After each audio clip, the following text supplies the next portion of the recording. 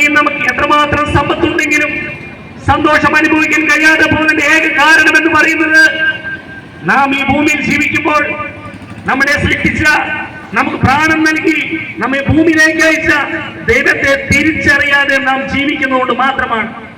എന്നാൽ അത് തിരിച്ചറിഞ്ഞാൽ നാം ഈ ഭൂമിയിൽ സന്തോഷത്തോടെ സമാധാനത്തോടെ ജീവിക്കുവാൻ സാധിക്കും.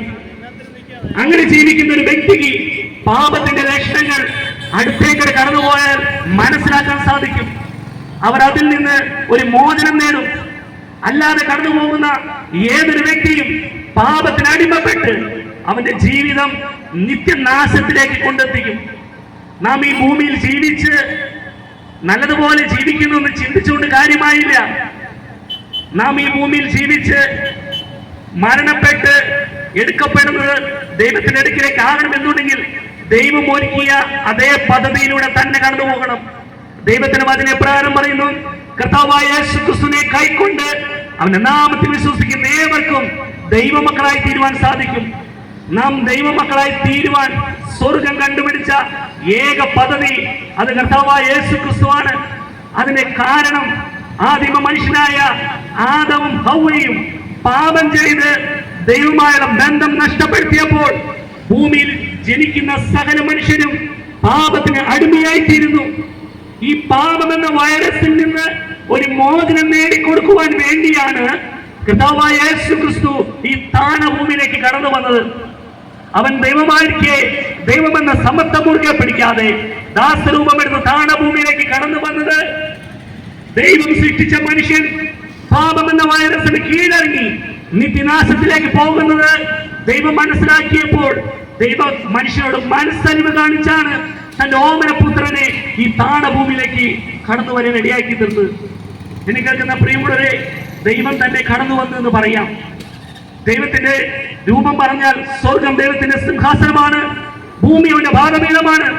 അപ്രകാരം ഇരിക്കുന്ന ഒരു ദൈവം ഒരു മനുഷ്യ രൂപത്തിൽ കടന്നു വന്ന്, അത് മനുഷ്യർക്ക് പോലും ചിന്തിക്കാൻ കഴിയാത്ത രീതിയിൽ ഒരു സ്ത്രീയുടെ ഉദരത്തിൽ കടന്നു വന്നു. ആമേൻ. സകല മനുഷ്യനെ പാപത്തിന്റെ പരിഹാരത്തിന് വേണ്ടി മരണഭീതിയിലായിരുന്ന മനുഷ്യനെ വീണ്ടെടുക്കുവാൻ ദൈവം മനുഷ്യനോട് കാണിച്ച ഏറ്റവും വലിയൊരു സ്നേഹമാണ് കർത്താവായ യേശുക്രിസ്തു. ദൈവം തന്നെ ഇറങ്ങി വന്നാൽ ഈ ഭൂമി കാണില്ല. അതുകൊണ്ടാണ് മനുഷ്യർ ജഡരക്തങ്ങളോട് കൂടിയാകൊണ്ട് കർത്താവായ യേശുക്രിസ്തു നമ്മെ പോലെ ഒരുവനായി ഈ താണഭൂമിയിലേക്ക് ഇറങ്ങി വന്ന് പാപം ചെയ്യാത്ത ഒരാളുണ്ടെങ്കിൽ അത് കർത്താവായ യേശുക്രിസ്തുവാണ്. ആ യേശുക്രിസ്തു ഈ ഭൂമിയിൽ ജീവിക്കുന്ന സകല മനുഷ്യരുടെ പാപത്തിന്റെ പരിഹാരമായി കാൽവരിയിൽ യാഗമായി മനുഷ്യർക്ക് പാപത്തിന്റെ ഒരു മോചനം നേടിക്കൊടുത്തു. ദൈവം നമ്മോട് കാണിക്കുന്ന സ്നേഹം എത്ര വലുതാണെന്ന് ആലോചിച്ച് നോക്കിയേ. ഇനി നാം തിരിച്ചറിയണം, ഈ ഭൂമിയിലെ ജീവിതം ഇന്നലെ കണ്ട പലരും ഇന്ന് ഭൂമിയിലില്ല. കഴിഞ്ഞ മാസം കണ്ട പലരും ഈ ഭൂമിയിലില്ല. എന്തിനു പറയുന്നു? കഴിഞ്ഞ ആഴ്ചയിൽ കണ്ട പലരും ഇന്നില്ല. ഇവരെല്ലാം മരണപ്പെട്ട് എങ്ങോട്ടാണ് കടന്നു പോകുന്നത്? നാം തിരിച്ചറിയണം, നാം നിൽക്കുന്ന ഈ ശരീരം, ഈ എൽദോ എന്ന് പറയുന്നത് ഇത് പുറമെ കാണുന്ന മനുഷ്യനല്ല. ഈ കാണുന്ന ശരീരത്തിനുള്ളിൽ ഒരു മനുഷ്യനുണ്ട്. അത് മനുഷ്യർക്ക് തിരിച്ചറിയാൻ കഴിയില്ല. അത് ആത്മാവാണ്. ഈ ആത്മാവ് പുറത്തു വരുമ്പോഴാണ് മരണം എന്ന് പറയുന്നത്. മരണം സംഭവിച്ചാൽ, എന്നെ കേൾക്കുന്ന പ്രിയമുള്ളവരെ, നിത്യനാശത്തിലേക്ക് പോകാതിരിക്കുവാൻ വേണ്ടിയാണ് സ്വർഗത്തിലെ ദൈവം തന്റെ ഓമനപുത്രനെ താണഭൂമിയിലേക്ക് അയച്ച് മാനവരാശിയുടെ പാപത്തിന്റെ പരിഹാരമായി മനുഷ്യരുടെ കടുചുമപ്പായ പാപത്തെ ഹിമം പോലെ വെളുപ്പിച്ച് ദൈവം വിശുദ്ധനായിരിക്കുന്ന പോലെ തന്നെ മനുഷ്യനെയും ദൈവം വിശുദ്ധനാക്കി തീർത്തു. അത് യേശുക്രിസ്തുവിലൂടെ. ഈ രക്ഷ അനുഭവിക്കുന്ന ഞങ്ങൾ ഇത് നിങ്ങളോട് പങ്കുവച്ചില്ല എങ്കിൽ ഞങ്ങൾ ചെയ്യുന്ന ഏറ്റവും വലിയൊരു തെറ്റാണ്. ഞങ്ങൾക്ക് ഈ രക്ഷ നൽകിയ കർത്താവായ യേശുക്രിസ്തു ഞങ്ങളോട് പറഞ്ഞൊരു കാര്യമുണ്ട്.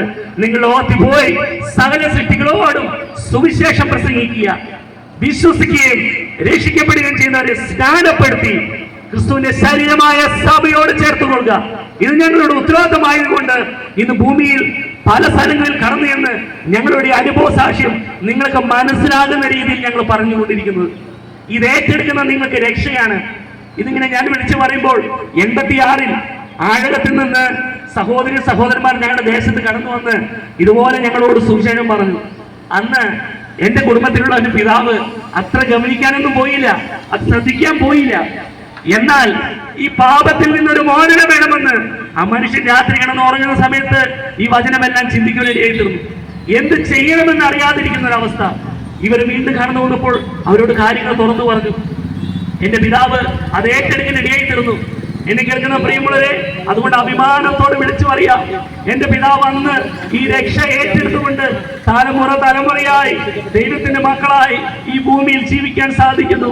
ഇതിന്റെ ഏറ്റവും വലിയൊരു പ്രത്യേകത പറയട്ടെ, നാം ദൈവത്തിന്റെ മക്കളായി തീർന്നാൽ ഇന്ന് വരെ നമ്മെ നയിച്ചുകൊണ്ടിരിക്കുന്ന പാപത്തിന്റെ ഒരു ആത്മാവല്ല ഇനി മുതൽ നമ്മെ നയിക്കുന്നത്. അത് ദൈവത്തിന്റെ ആത്മാവ് നമ്മെ നയിക്കും. അത് നമ്മെ സകല സത്യത്തിന് വഴി നടത്തും. നമ്മൾ എങ്ങനെ ചിന്തിക്കണം, എങ്ങനെ സംസാരിക്കണം, എങ്ങനെ പ്രവർത്തിക്കണമെന്ന് അതാത് സമയത്ത് ബോധ്യപ്പെടുത്തി നമ്മെ വഴി നടത്തും. എന്റെ പിതാവ് പറയുന്നത് കേട്ടിട്ടുണ്ട്, ചില കടകൾ കാണുമ്പോൾ അപ്പച്ചന് സിഗരറ്റ് വലിക്കും. അപ്പൊ അപ്പച്ചന് സിഗരറ്റ് വലിക്കണം എന്നൊക്കെ തോന്നുന്ന ചിന്തയെ കുറിച്ച് പറയും.